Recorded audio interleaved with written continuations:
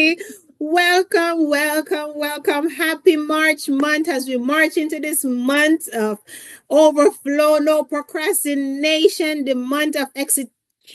We are just keeping the foot on the pedal, non-stop elevation. Glory to God. Let me tell you something. It is so amazing to be back in your hearing this afternoon, wherever you tune in from, might be morning, night, whatever time you catching this stream. Listen, we're glad to have you here. You could have been elsewhere with your time, but we truly value that you tune into Prayer for Marriages and this ministry. We are here to foster healthy relationship, especially marriage, and our duty and our mission, our goal, our aspiration is to help preserve at least one marriage at a time. Like I said, we know all of them not going to be saved, but if we can help you change your mindset and see marriage as a covenant and not the way the world see it, let me tell you something. It's an accomplishment for us. So again, I am yours truly, Nikki, aka Evangelist Nikki. Yes, a simple girl just trying to be better than I was the day before. Each day I aspire to grow more in the grace of the Lord. And our visionary is here with us with that banging t-shirt on. Let me tell you, don't play with her. Just pray for her, honey. Off wood, off holy, honey. She mean business today. So our mastermind is here with us, Evangelist Baker and the team. We thank God for the opportunity to be back here today. And we have a topic today. Let me tell you something. I think this started from, we closed off last week. And this was a startup topic. I think our good friend and also Dr. partner, Hope. Dr. Hope, she started this out. We had a conversation many months ago about this topic, but not like this. Are we going to delve in tonight? Wait for it. Ready for it. Here it is. Are you putting religious duties before your spouse?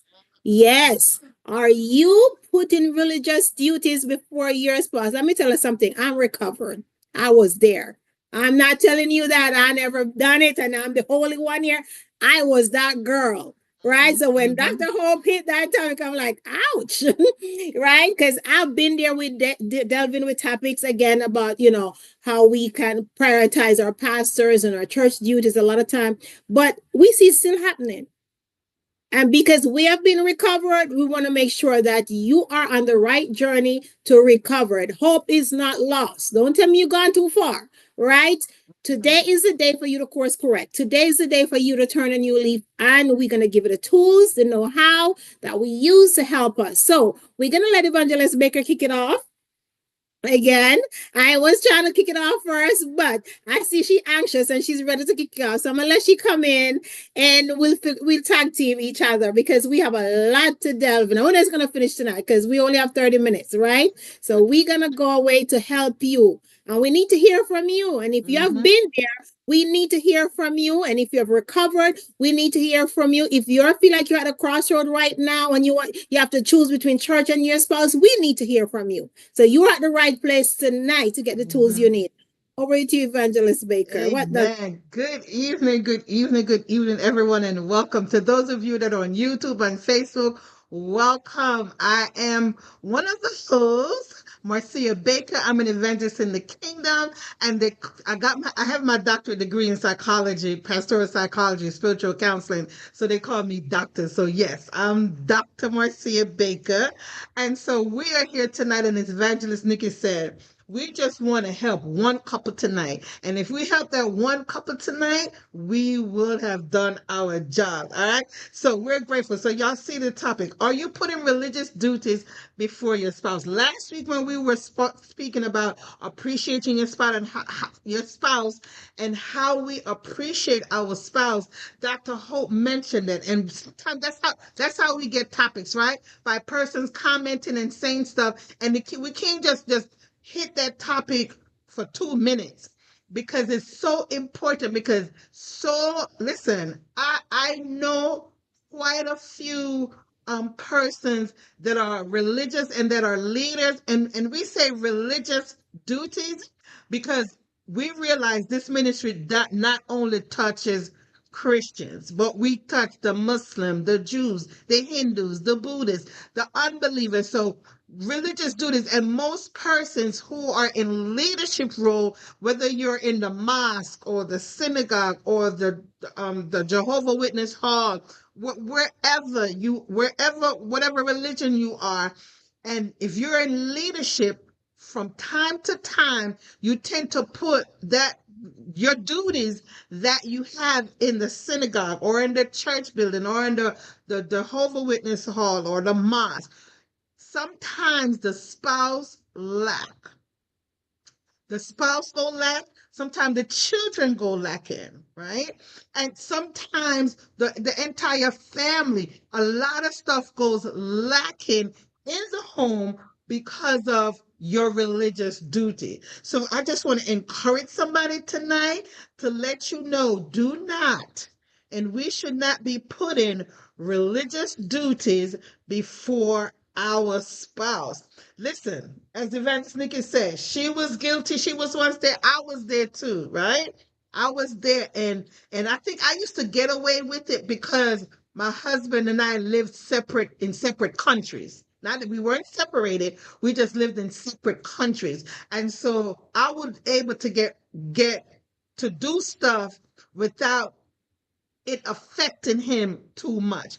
I would still need to let him know what I was doing, but he wasn't as affected by it because we weren't under the same roof at the same time. But now that we are, oh, it's a total different ball game because now I'm my first ministry and our listen, wives, husbands that are in leadership role in your religious organization, your ministry, your family is the first ministry. Listen, it's your first ministry. We tend to want to save everybody and do for everybody. And, oh, my mother, my father, my sister, my brother, we tend to want to put those persons first, but they're not. Oh, my pastor's first, they're not. Unless you're married to the pastor, unless you are married to the pastor, right? Your pastor is not first. And I've often said that, and people say, but my pastor is my spiritual leader, and he should be before my husband. No, you're out of order. You're out of order. And if you're married, right, or but I might say pastor, but your imam or your rabbi, right, or your church elder, you tend to put them before your spouse. You're in error. I'm straight off the bat. I'm going to tell you that you are in error because you would not want anyone. You wouldn't want him putting your boss before you. So why would you want to put him or her? Why would you want to put your spiritual leader over your spouse when they're not running your home? That's a problem, right? That's a huge problem, and it messes with your husband's ego. Stop it. If you're doing that tonight, listen, I'm telling you just to stop it right now because a lot of times when you do that, you cause havoc in your home.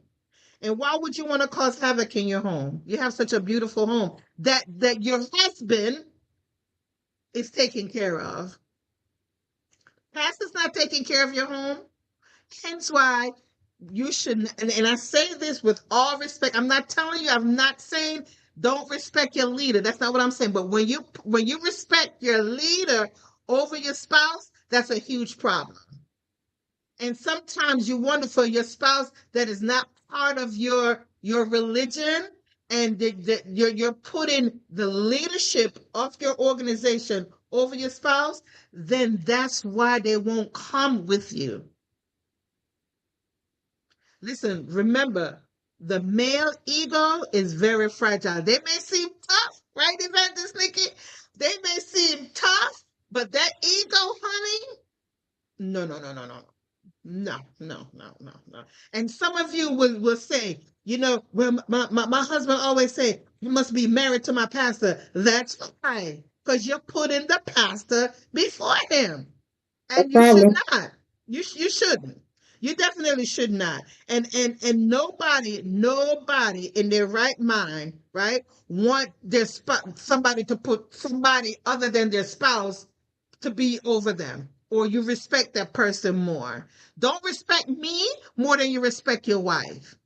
and vice versa. Don't respect me more than you respect your husband. Nah, I don't play that role. I don't play that game because it is serious and that can cause a lot of issues. So your spouse, marriage is our first ministry. Our first ministry. And if you're married, then it should be your number one ministry as well. It should be your number one. Number one. Your home, listen, you should be chasing demons outside and your home is filled, is laced with them. What are you doing? Right? I would chime in, Evangelist Nikki. Listen, they're not home to chase the demons, so there's room for the demons to come in. Don't give access You to the can't give demons. access to the enemy, and you But shouldn't.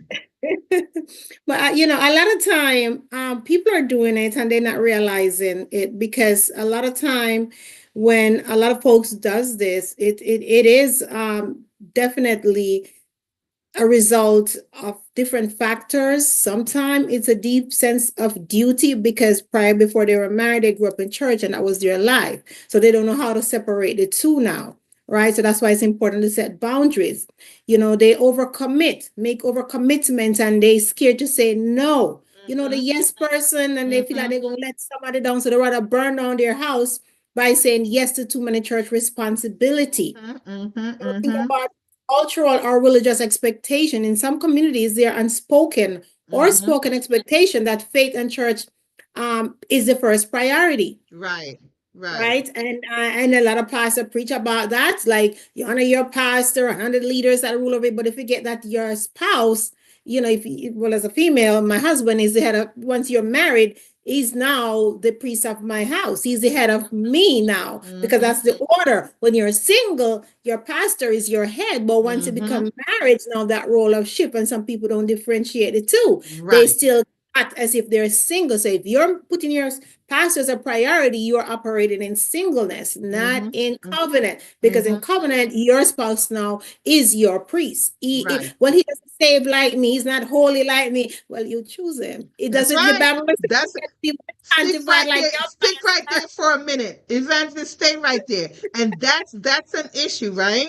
And you, when you marry your spouse, you knew they weren't part of your religious organization. You knew they weren't part of what you believe. And I'm saying religious organization because Yes. again, we're not only dealing with Christians marriages, right? We're dealing with marriages, period. So if you marry an unbeliever, right? If you marry an unbeliever, don't expect them to change to be part of your religion. And this is why before you say I do, counseling and teaching is required. Shameless plug for our other platform before you say I do, right?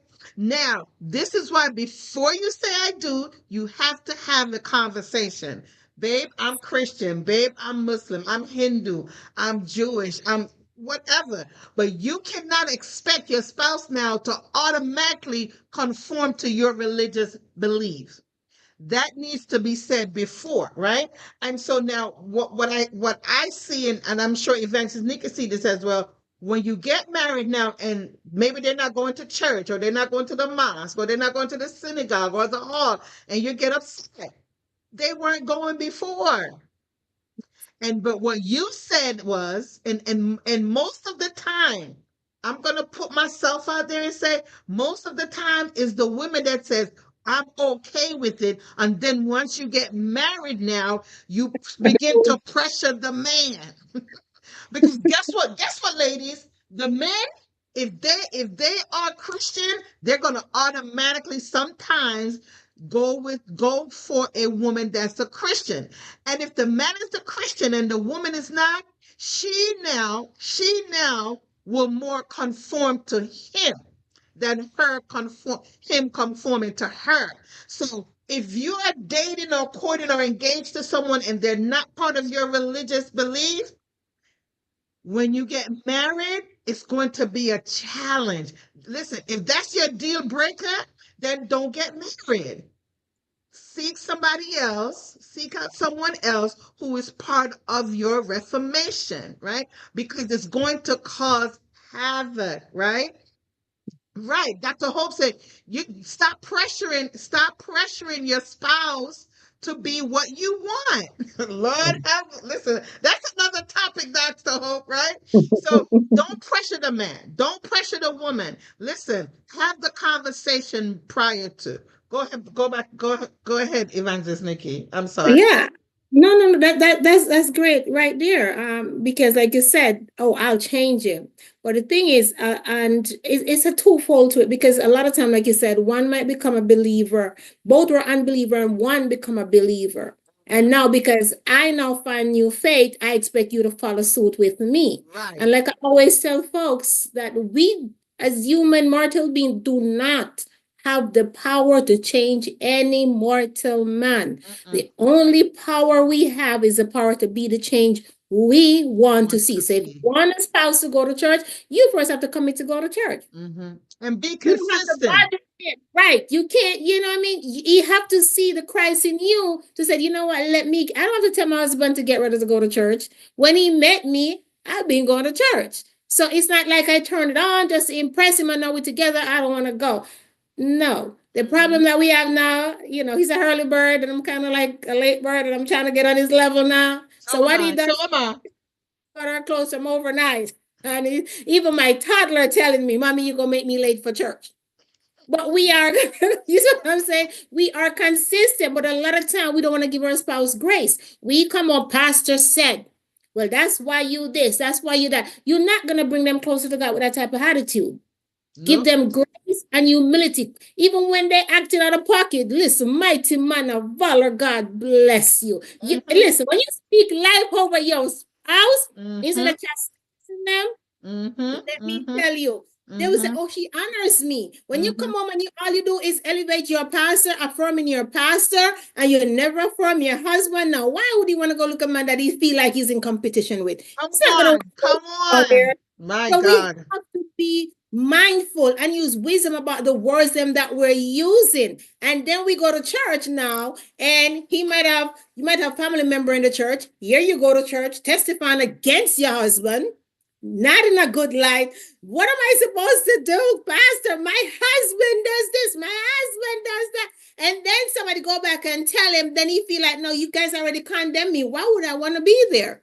So we have to be mindful that we're not prioritizing church and the way we do church and say about church in the presence of our spouse, because they hear. So if you want to win your spouse for Christ, you first have to be more Christ-like. Yes, you do.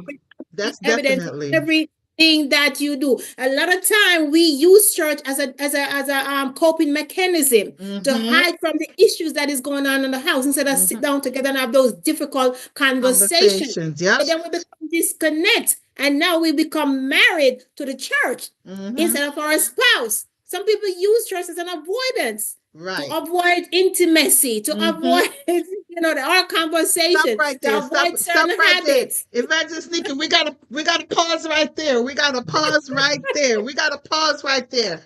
You said some persons use intimacy to avoid intimacy. Ladies and gentlemen, listen, that 21-day fast that most churches, or like I think now is Ramadan. And so you have to have that understanding, right? For whatever religion you are in. I think it's still Ramadan. And you know at a certain period of the year, you're going to fast for a certain period of time. Do not always go on these long religious fasts and not inform your spouse prior to. No, evangelist. We're not informing our spouse, because then we're telling them what we have to have that conversation and get their permission. Excuse me. Sorry, you're right. I'm going to go on fast. You're absolutely right. You're absolutely right. Because what happened is, listen, you should not, and yes, Dr. Hope, the season of Lent, right? Listen. The conversation needs to be had, not in fasting. Pastor Fenton says he's always ready, half an hour waiting on his family. We're getting there. I'm getting Listen, there. I'm I'm getting getting there earlier too. though. Because you I'm know what? getting This there. is the thing. This is the thing. And I'm going to get back to using religion to avoid intimacy with your spouse. A lot of times my husband says, "Babe, you're not ready yet." Listen, I'll be showered and getting dressed before he gets in the shower, and he'll come out and be dressed and ready before me. I can't I don't know understand it. how. I See, can't I explain it, but hey, don't you. I'm still working on that portion of me, right?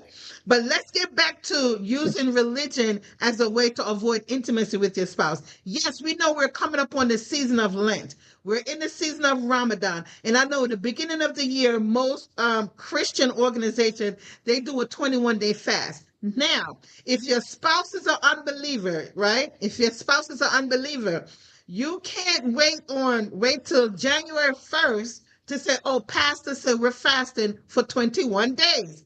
Now, I don't know about you, but 21 days is a long time when they just spring something on you like that. You know it's coming up. You have to sit down, have a conversation. Yes, Lady Shavina, you have to be in agreement before the fast.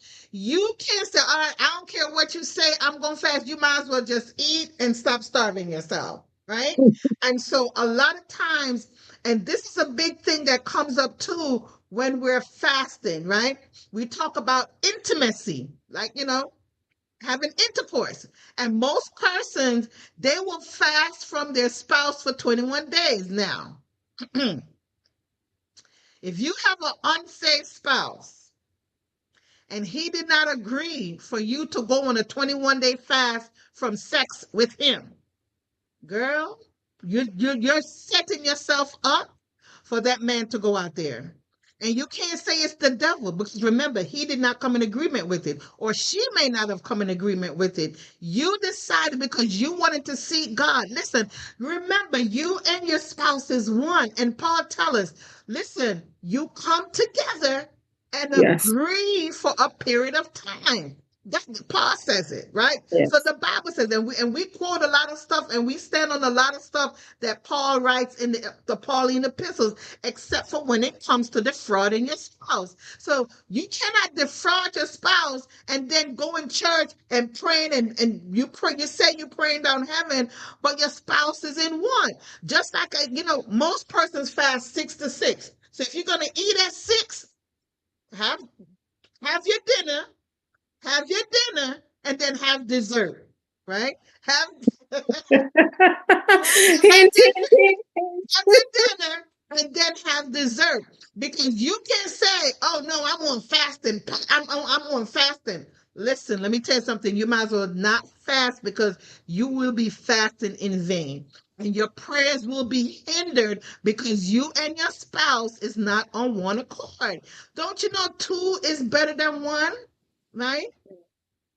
How can two walk together except they be in agreement? So you have to be in agreement, Yes. right? Yes. You be in agreement with your spouse, and trust me, you won't even last the 21 days before the Lord will respond to your request.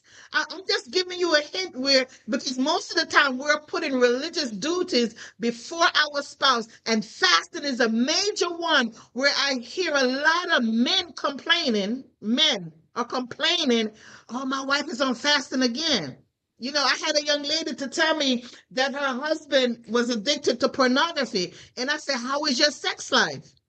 She said, well, I've been fasting. I said, how long you been fasting? I said, you're causing your husband to sin. You're causing the man want his sex. Give it to him. Just like you break your fast and eat, like I said, after dinner, have dessert. Have some dessert, right? Because you have to come and agree. Listen, your spouse don't have to be speaking in tongues for him to come into agreement with you or for her Yes. to come into agreement with you. Listen, especially when it comes to your household. Listen, January just came in, and my husband and I, trust me, when I tell you, we came in agreement on some stuff, and we're seeing manifestation of it already. You hear me? Because both of us, if my husband, normally I'm flexible, and so is my husband. If he'll tell me like Friday or Thursday to say, babe, I want us to fast next week. Not a problem. Which days are we fasting? What type of fast are we doing? And how long is it going to be? That's my response, right? And he starts laughing. Straight off the back, he starts laughing. And he looks at me and he shakes his head. But however long he says, I was like, okay, babe, I don't have a problem with it, right? But you have to come into agreement, especially when it comes to fasting, or you have to abstain from him, or also if you have to minister. To me, when I have to minister, I want my dessert right before I minister. And it's You going to might. cause me to minister so much better. Trust and believe me. I hope Mr. Dwight McKenzie is listening to us. Right? Because let me tell you something. You have to make sure that you're taking care of home. Home is our first First ministry. ministry. And we can't beat that horse enough. Our home is our first ministry. And the reason why I want to beat that point is because a lot of times we tend not to put our family first, and our families suffer. Our families, they suffer. I had a session last year in December, surviving being a PK. I'm about to do another one with the PKs and the wives or husband. So we tend to neglect our spouse for church duties. You notice I didn't say God, I said church duties. Our home is our first ministry. We're supposed to have prayer in our homes with our spouses, whether you're Jewish, Muslim, Christian, Buddhist, Hindu, whatever religion you are. Listen, you are in your home. Your home is first priority. But I want to say something else, and then I'm going to release it to Evangelist Nikki. If you're married to an unsaved spouse, and he says, "Hon, stay home with me today. It's my only day off. Stay home with me." "Oh, but I have to teach Sunday school, and pastor's looking for me to come." You call pastor. "Pastor, I'm going to stay home with my husband today. Today's his only day off, and we need to spend some time together." Listen, the pastor is going to be okay with it if if he or she is a reasonable person and put marriage first, right? Someone else can teach a Sunday school class. If you have to usher, they can teach it, right? So you have to make sure you are taking care of your home. Listen, listen, church abuse, when you talk about abuse, that's abuse. If you're going to put church duties, religious duties before your spouse, you are operating in error, and you wonder why your prayers are not being responded to. The enemy is attacking because it's attacking from within. Being Yes. attacked from within, right? Lady Shavina says, also, some spouse do not know about or understand fasting. Absolutely. So we have to educate for understanding. How can one agree to something they do not understand? That is absolutely true, Lady Shavina, because if your spouse, whether it's the wife or the husband, don't understand about Ramadan or the season of Lent or the period of fasting, you know what I mean? How can they agree to it? And she's absolutely right. And then you're talking about Lent is 40 days. So you mean to tell me for 40 days? What? Well, I can't remember how long Ramadan is, but I know the first of the year, most of the Christian community or organization, they fast for 21 days. Some do 14 days, right? And sometimes some people do 40-day fast. Lord, that's a long time. Now, let me tell you this, right? We have to be careful listen, and I know we're almost out of time, so we'll always come back and do part two, because there's more. We're just touching the part about when we're using religion to avoid intimacy and spending time with your spouse, right? So we have to be and I say we have to be very careful with that, because that's a sensitive thing. Dr. Hope says men feel disrespected when they're being set aside. Very. Ladies, I know you love your church, and we know you love your pastor, but they should not be before your husband. since we're going to genderize that part, right? Because most of the time, men do it too. Men, especially when you have a man that's the pastor and he's involved in a lot of stuff. Sometimes the wife don't seem. So let me not just put it on intimacy alone, but sometimes the husband is out of the home for especially Sundays, and if he's a hands-on pastor, when does the wife get your time? I need my time. Listen, Pastor Baker will put his phone on silent. Baby, it's your time. Because no, after 9 o'clock, that phone get put on silent. Because that's our time together in the evening. Because you have to have time. You can't. And then if you have children now in the equation, listen, children need their fathers. They need their fathers, so they need their mothers. All right? Go ahead, Evangelist Nikki. Yeah, and as I said, time management is important, but how we're going to know is to have those conversations. We got to prioritize when we're doing time management, because not only church duties taking our time, we have our regular work that we have to do. And like I said, if children is in the mix, how the priorities, where do we fit our husband is? As a grab and go, like a drive-through? Well, you got 5 minutes, but while you're getting out of the car to rush into church and, no, we're out of order. And the thing is, and we did extensive topic on communication. It's all about communication and setting boundaries and leave with an understanding that we both agree. And yes, it's open to change at time. But again, we must be in balance. If the house is out of order, it doesn't matter what you're doing out there. You already open up portal for the enemy to creep in because your house is out of order. And our first ministry, like you said, is our home. So we have to set our home in order, and everything flows from there. So instead of you being worshiping and praising God, you over there getting upset because Pastor Baker and Dr. Baker, they're worshiping, they're smiling in together, and you're looking around, my husband is not even here. Lord, the devil is controlling him, and you don't realize what we're doing that is causing this ripple effect, why they don't want to come with us. So a lot of time, because we are so focused on what the pastor said, we're not listening to what our spouse said, because again, we put our pastor on a pedestal because we said they have the anointing, the Holy Spirit, and this man over here, he come home late from work, he drinks, he have, bad habits that you're trying to pray away and whatever, but that's not going to help when you're saying you're more Christ-like, but he's not seeing the Christ in you.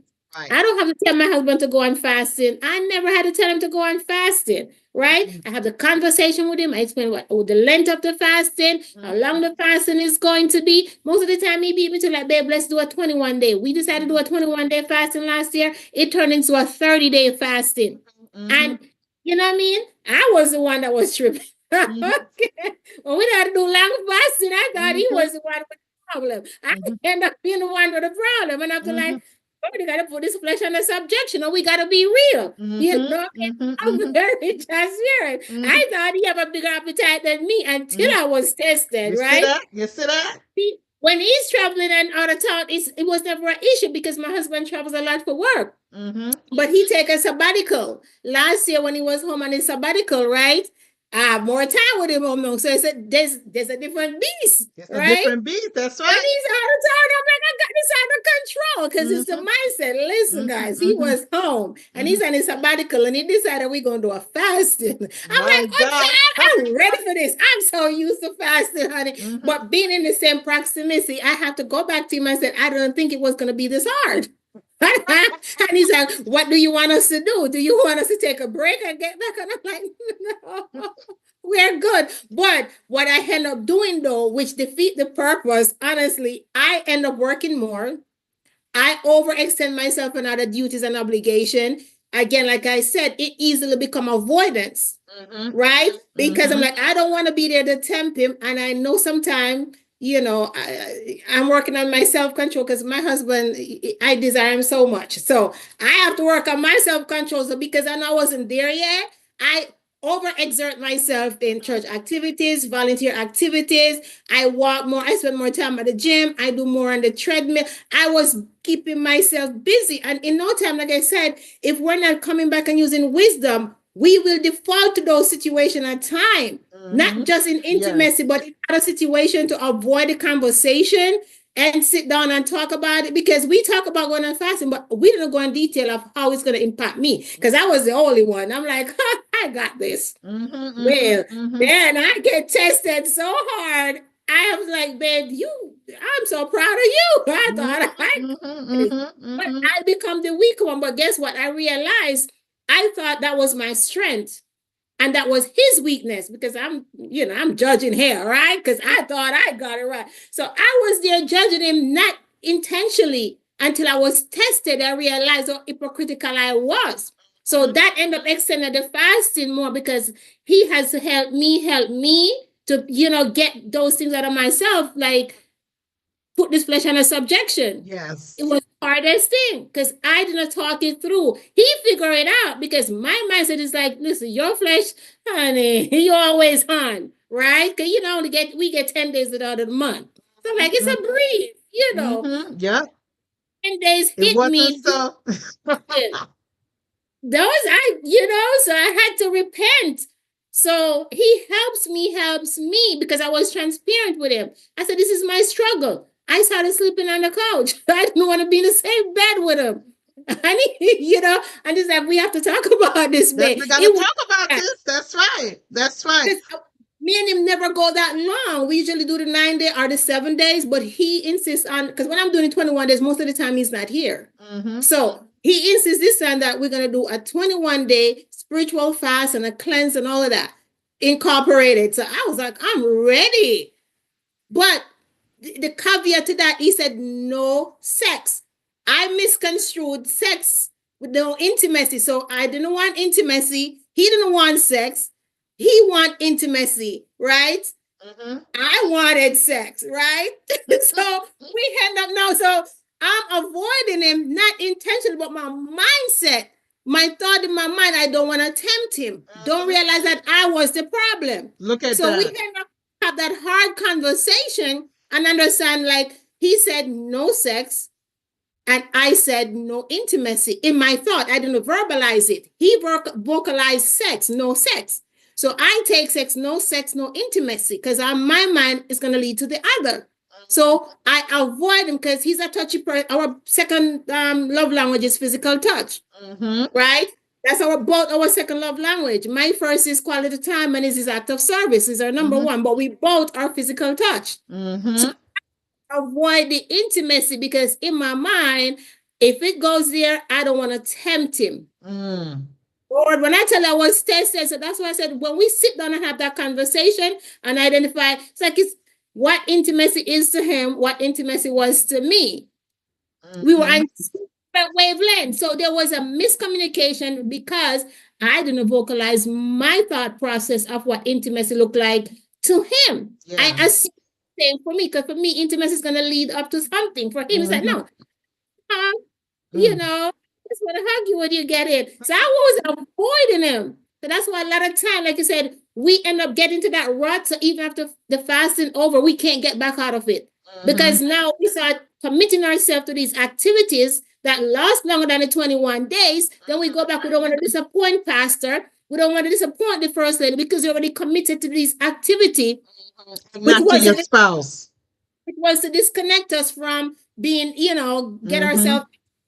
Because there's a lot of fasts that you can do that involve sex. Like I said, if it's a window and you break the fast, then that's fine. But we were doing it 21 days, no sex. And I got convicted, because I've been fasting for years, but I never have problem, because I always schedule my fasting when I know he's going to be out of town.